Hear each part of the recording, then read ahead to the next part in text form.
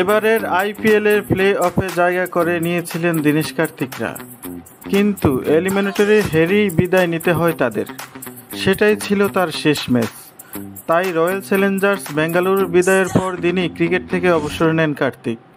গত টি-20 বিশ্বকাপে খেলেছিলেন কার্তিক, কিন্তু এবার তাকে ধারাভাষ্যকার হিসেবে বিশ্বকাপে দেখা যাবে। কার্তিক বলেন, তিনি আরও 3 বছর খেলতে পারতেন। আমার মনে হয় আরও 3 বছর খেলার জন্য আমার শরীর ফিট ছিল।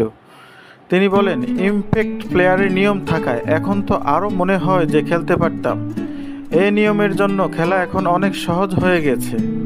সে কারণে মনে হয় আরও কয়েক বছর খেলতেই পারতাম। কার্তিক মনে করেন তার অবসরের মূল কারণ মানসিকতা।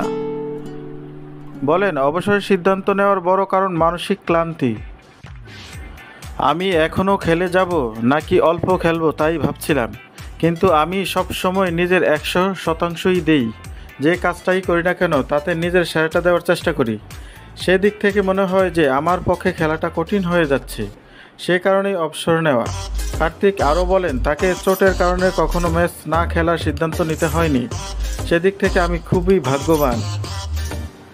তার কারণ 3 দশকের ক্রিকেট ক্যারিয়ারে কখনো চোটের কারণে ম্যাচ থেকে বাদ পড়িনি, কখনো শরীর ও ফিটনেস নিয়ে ভাবতে হয়নি। তো দীনেশ কার্তিকের মতামত আপনারা জানাবেন কমেন্ট বক্সে, এবং খেলাধুলো বিষয়ক সকল তথ্য আমাদের এই চ্যানেলটিতে প্রচার করা হয়। চ্যানেলটি অবশ্যই সাবস্ক্রাইব করে রাখবেন এবং বেল আইকনটি বাজিয়ে দিবেন। বিশ্বকাপের সকল তথ্য এই চ্যানেল থেকে পাবেন।